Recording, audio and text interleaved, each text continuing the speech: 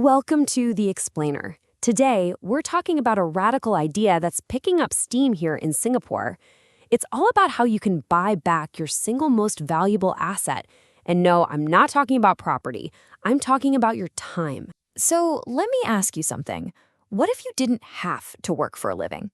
I mean, really, what if you could wake up every single day and decide exactly how you wanted to spend it? You could finally start that passion project, travel, or maybe just stop, long before you even think about turning 65.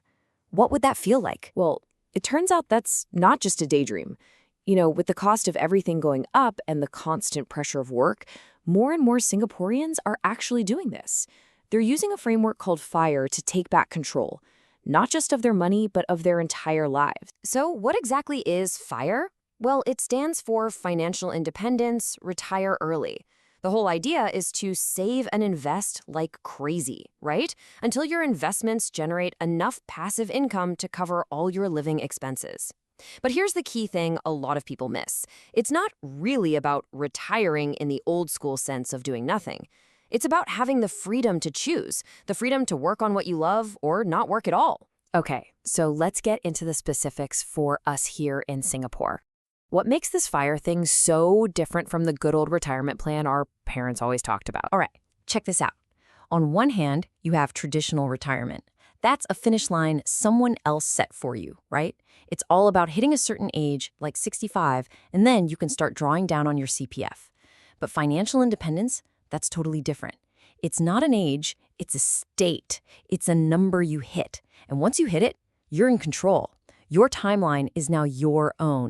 Now, there are a ton of myths floating around about FIRE, so let's just clear the air on the big three. Myth number one, oh, that's only for rich people. Nope, it's actually all about the gap between your income and your expenses. Anyone can do it. Myth two, you have to live like a hermit and eat instant noodles every day. Again, not true. It's about spending consciously on what actually matters to you. And finally, the biggest one, retire early means you just sit around and do nothing. Absolutely not. It's about gaining the choice to work on things that truly give you purpose. Okay, so if you're thinking this sounds interesting, the first step is to figure out where you're going. Because here's the thing. There isn't just one FIRE. It's more like a menu of options, and you get to pick what your finish line looks like. You've basically got four main flavors of FIRE. At one extreme, you have LeanFIRE. Think minimalist, super frugal. On the total opposite end, there's FatFIRE.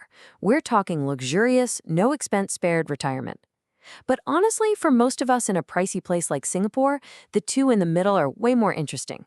There's BaristaFIRE, where you've saved enough to leave the 9-to-5 grind, but you still work a chill, part-time job for fun money or benefits.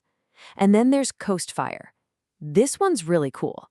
You save aggressively early in your career to build a nest egg, and then you just let it coast and grow on its own while you work just enough to cover your daily bills. Right. So every journey needs a map. And if you're plotting a course to FIRE in Singapore, your map has two huge, unmissable landmarks on it. I'm talking about CPF and housing. You just can't ignore them. Let's talk about CPF first. It's kind of a paradox, isn't it? On one hand, it can feel like a roadblock. Your money is locked up until you're 55 or 65, which can really slow down an early retirement plan. But on the other hand, it's a rocket booster. It forces you to save, and you can use it to pay for your home, which frees up a ton of your cash for other investments. So, is it a friend or a foe? The answer is kind of both. And that brings us to the other big one, housing. Just look at this number. We're talking $5,000 to almost $8,000 a month just to rent a 3-bedroom flat in a central area. That is a huge amount of money. For most people, this is the single biggest hurdle, the biggest expense standing between them and financial freedom. So here is the flip side. If you can figure out how to crack the housing code, it becomes the single biggest accelerator for your FIRE journey. It's like a cheat code. Using your CPF for your HDB, picking a more affordable neighborhood, or, and this is a big one for a lot of people who succeed, living with family. Any of these can just slash your expenses and let you supercharge your savings. Okay, so this all sounds good in theory, right? But does it actually work in the real world? You bet it does. Let's look at a couple of real stories from Singaporeans who are actually on this journey. First up, let's meet a guy who goes by FirePath online. He's a software product manager, a high-income earner for sure. His whole journey started back in 2016 after a pretty rough financial patch with a startup. Get this. By 2023, at just 38 years old, he had taken his net worth from about $85,000 to over $2.2 million.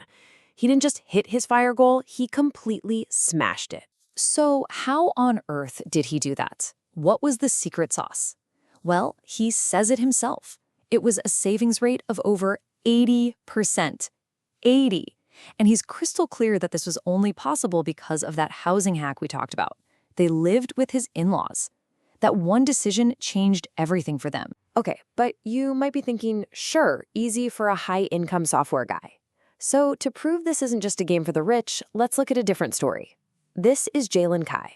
She used to be in design leadership, and she hit financial independence when she was just 36. Now, she didn't have a massive salary. She wasn't a big earner. But what she had was incredible discipline. For 5 years straight, she consistently put away about 60% of her take-home pay every single month. And here's the amazing part of her story. She was so focused on building up her investments, the money she could actually touch, that she completely forgot to count her CPF funds in her calculation. So she actually hit her FIRE number and overshot it without even realizing it. It just goes to show you that consistent, disciplined action, it really, really pays off. So what these stories really show us is that FIRE isn't just about spreadsheets and investment portfolios. It's so much more than that. It's really about your mindset. The inner game you play in your head is just as crucial as the outer game with your money. So how do you actually build that discipline? Well, here are 3 simple, super practical steps you can take. First, for just 2 or 3 months, track every single dollar. You need to know where your money is really going. Second, automate everything. The day you get paid, have money automatically transferred to your savings and investments. Pay yourself first. And third, try the 30-day freeze. For any purchase that isn't essential, just wait 30 days. You'll be amazed at how many wants just disappear. And really, what this all comes down to is shifting from a scarcity mindset to an abundance mindset.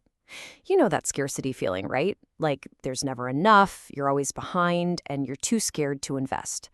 The goal is to move to an abundance mindset, where you start seeing money for what it is. Not a source of stress, but simply a tool. A tool you can use to design the exact life you want. So there you have it. We've pulled back the curtain on what FIRE is all about.